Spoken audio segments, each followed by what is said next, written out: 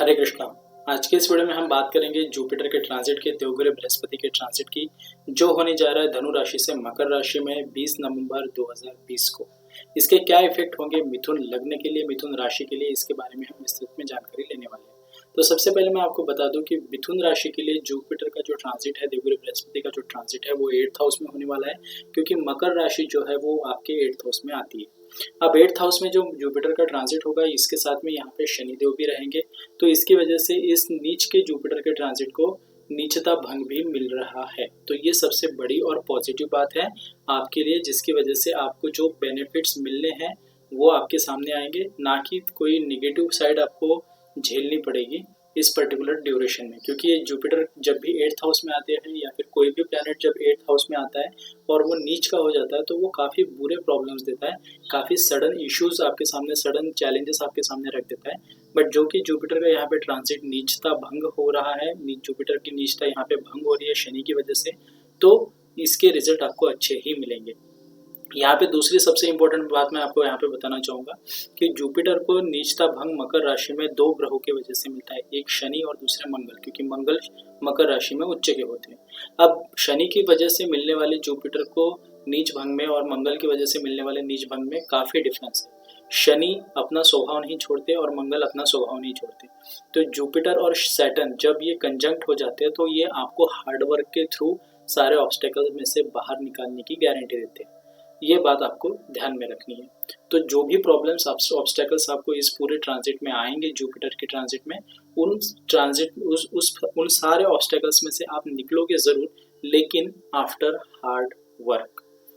अब सबसे पहले हम बात करते हैं जुपिटर की दृष्टियों की। तो देवगुरु बृहस्पति की पंचम दृष्टि आपके 12th हाउस में रहेगी, आपके फॉरेन के हाउस पे रहेगी, आपके फॉरेन के बिजनेस के हाउस पे रहेंगी। इनकी सप्तम दृष्टि जाएगी आपके 2nd हाउस पे, वेल्थ पे, वाणी के घर पे, और नवम दृष्टि जाएगी आपके 4th हाउस में, माता के घर पे, प्रॉपर्टी से रिलेटेड कोई अगर आपकी इश्यूज है उसके घर पे, और सुखों के घर पे, वाहन से रिलेटेड जो भी चीज़ें हैं उन सब चीज़ों से रिलेटेड आपका 4th हाउस होता है। तो जहाँ पे देवगुरु बृहस्पति की नवम दृष्टि जाएगी।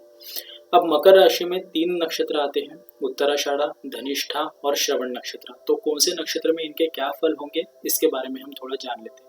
सबसे पहले शुरुआत करते हैं उत्तराषाढ़ा नक्षत्र से। तो उत्तराषाढ़ा नक्षत्र में देवगुरु बृहस्पति का जो गोचर रहेगा वो 20 नवंबर 2020 से 7 जनवरी 2021 तक रहेगा। और इस पर्टिकुलर ड्यूरेशन में आपके लिए क्या न्यू पॉसिबिलिटीज हो सकती है और क्या न्यू चैलेंजेस आ सकते हैं, इसको आपको समझना जरूरी है। तो यहाँ पे सबसे पहली पॉसिबिलिटी तो यहाँ पे ऐसी बन जाती है कि अगर आप फॉरेन में जाना चाहते हैं फॉर एजुकेशन पर्पज, अगर आप हायर लर्निंग के लिए, हायर स्टडी के लिए फॉरेन से जुड़ना चाहते हैं, तो वहाँ पे जाके आपको एजुकेशन में बेनिफिट मिल सकते हैं। क्योंकि ये जो उत्तराषाढ़ा नक्षत्र है, ये सूर्यदेव का है। सूर्यदेव आपके 3rd हाउस के भी लॉर्ड बनते हैं, और 3rd हाउस जो है वो अष्टम से अष्टम का भी है। तो एक अगर मृत्यु का है तो दूसरा जन्म का भी है, क्योंकि मृत्यु की मृत्यु जन्म होता है। तो उस हिसाब से अगर देखा जाए तो ये जो जुपिटर का ट्रांजिट है, ये आपको फॉरेन में एजुकेशन के लिए हेल्प कर सकता है। जो भी बच्चे एजुकेशन लेना चाहते हैं फॉरेन से जुड़कर या फिर आउट ऑफ इंडिया जाकर, उनके लिए ये काफ़ी बेनिफिशियल है। दूसरा यहाँ पे है कि आपको आपके फैमिली की तरफ से गेन मिलेगा, और आपको आपकी फैमिली की तरफ से जो गेन मिलेगा उसमें उसका जो बेनिफिट है वो ऐसा होगा कि उसका यूज़ करके आप आपकी वेल्थ भी बढ़ा सकते हैं। ऐसे रास्ते आपके सामने आ जाएंगे कि जो भी आपको गेन मिल रहा है, जो भी आपको कुछ रिवॉर्ड मिल रहा है आपकी फैमिली की तरफ से, उसका यूज़ करके आप आपकी वेल्थ बढ़ाओगे, आपका नाम शोहरत बढ़ाओगे। तो ये बेनिफिट आपको इस जुपिटर के ट्रांजिट में हो सकता है। इसके बाद में 3rd वन है कि आपकी जो प्रॉपर्टी से रिलेटेड कोई डिस्प्यूट अगर चल रहा होगा, पैतृक संपत्ति से रिलेटेड कोई मैटर आपका चल रहा होगा, कोर्ट केस में आप फंसे होंगे, तो वो सारे प्रॉब्लम आपके सडनली सॉल्व होंगे। लेकिन उसके लिए आपको एफर्ट्स नहीं छोड़ने हैं, एफर्ट्स लेना आपका बहुत ज़रूरी बनता है, क्योंकि 8th हाउस जो है वो सडन ऑब्स्टेकल्स का है। वहाँ भी जुपिटर को निष्ठा भंग मिलेगी, तो ऑब्वियसली आपको सोल्यूशन तो मिलेगा, और जैसे सडन ऑब्स्टेकल्स आते हैं वैसे सडन सोल्यूशन भी मिलेगा। लेकिन आपको उस बात पे अड़े रहना है, आपको बात को छोड़ना नहीं है। इसके बाद में एक पॉसिबिलिटी और बनती है कि आपके जो यंगर सिबलिंग्स है उनकी थोड़ी आपको केयर करनी पड़ सकती है, क्योंकि यंगर सिबलिंग का घर है सूर्यदेव का, जहाँ पे सूर्यदेव की राशि आती है, सिंह राशि आती है, और उसी से अष्टम स्थान में, मतलब वो जो स्थान है सूर्यदेव की राशि का जो स्थान है वो अष्टम से अष्टम में आता है। तो आपके ब्रदर को थोड़ा प्रॉब्लम हो सकता है, छोटे ब्रदर को स्पेशली, तो आप उनका ख्याल रखिए। आपका करेज भी इस पर्टिकुलर ट्रांजिट में बढ़ा चढ़ा रहेगा, अगर आप ऑथर हो तो आप कुछ नया बुक लिख सकते हो, आपको न्यू आइडियाज़ आ सकती है। कुछ स्क्रिप्ट राइटिंग का अगर आप काम करते हो तो उसमें आपको न्यू आइडियाज़ आ सकती है, जिसकी वजह से आगे चल को आपके बहुत ज़्यादा बेनिफिट मिल सकता है। स्पेशली अगर आप हॉन्टेड स्टोरी वगैरह लिखते हो तो ये पीरियड आपके लिए काफ़ी अच्छा है, इसमें आपको न्यू सीक्रेट्स रिवील हो सकती है। इसके बाद में हम जानते हैं कि क्या पॉसिबिलिटीज आ सकती है बिजनेस में। तो देखिए, आपके बिजनेस में आप चेंजेस करेंगे कुछ जो आपके इम्प्रूवमेंट के लिए होगा। बिजनेस में चेंजेस मतलब ये आपके अंदर, खुद के अंदर चेंजेस रहेंगे जो आपकी स्किल को इम्प्रूव करने के लिए आपको इम्पोर्टेंट लगेंगे, और इन चीज़ों में आप ज़रूर इसके अंदर कुछ ना कुछ आगे मूवमेंट ज़रूर करेंगे। आपके अंदर स्किल की इम्प्रूवमेंट इस पर्टिकुलर ड्यूरेशन में हम एक्सपेक्ट कर सकते हैं। अब जुपिटर का ट्रांजिट जब श्रवण नक्षत्र में होगा, चंद्रमा के नक्षत्र में होगा, जहाँ पे देवगुरु बृहस्पति उच्च के हो जाते हैं, उनके राशि के स्वामी चंद्र है और चंद्र का नक्षत्र है श्रवण नक्षत्र।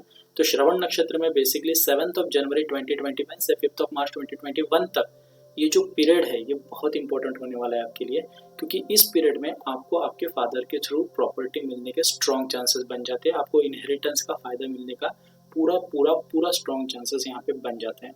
और आपकी इन लॉज की जो फैमिली है वो भी आपको बहुत सपोर्ट करेगी। अगर आप न्यूली मैरिड है या फिर ऑलरेडी मैरिड है, काफ़ी अरसे से मैरिड है और आपके मैरिज में कोई प्रॉब्लम चल रही है, तो यही वो ड्यूरेशन है कि जिस ड्यूरेशन में आपको आपके इन लॉज की हेल्प मिल सकती है।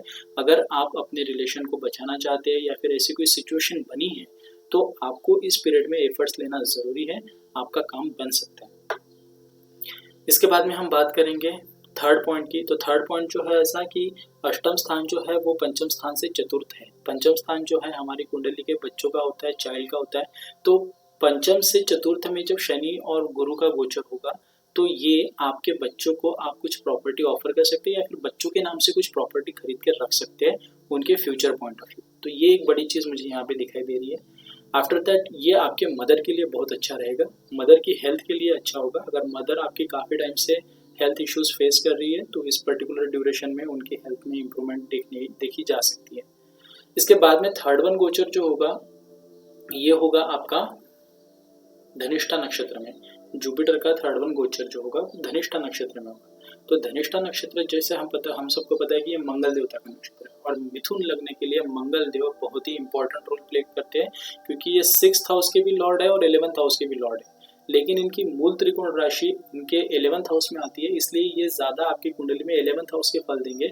70-30 का रेशो पकड़ के चलिए। 70-30 मतलब 70% आपको लाभकारक है ये, और 30% ये आपको कर्जे की तरफ भी डाइवर्ट करेंगे, लेकिन कर्जा खत्म जरूर करेंगे। ये आपकी चीज़ें खराब नहीं होने देंगे, क्योंकि मंगल की राशि जहाँ पे भी आती है वहाँ पे ऊर्जा चली जाती है। स्कॉर्पियो साइन आपके 6th हाउस में आ रहा है, तो आपको जॉब में भी ये गेन देगा, जॉब में भी ये इंप्रूवमेंट मिलेगी। और वो जो पीरियड है वो पीरियड है 5 मार्च से 6 अप्रैल तक। ये 1 मंथ का पीरियड उन लोगों के लिए सबसे इम्पोर्टेंट है जिन लोगों को जॉब के रिलेटेड कोई न्यू जॉब के लिए ट्राई करना है, इनको इम्प्रूवमेंट करनी है या फिर जॉब स्विच करना है। और स्पेशली IT सेक्टर में जहाँ पे आप कंटेंट राइटिंग का जॉब करते हो या फिर ऐसा कोई जॉब करते हो जहाँ पे आपको बहुत सारा दिमाग लगाना पड़ता है, काफ़ी नॉलेज आपको होना ज़रूरी होता है, ऐसे डोमेन में अगर आप जॉब सर्च कर रहे हो IT से या इंफ्रास्ट्रक्चर से रिलेटेड, तो वहाँ पे आपको ये पॉसिबिलिटी है कि अच्छी ऑफर मिल सकती है।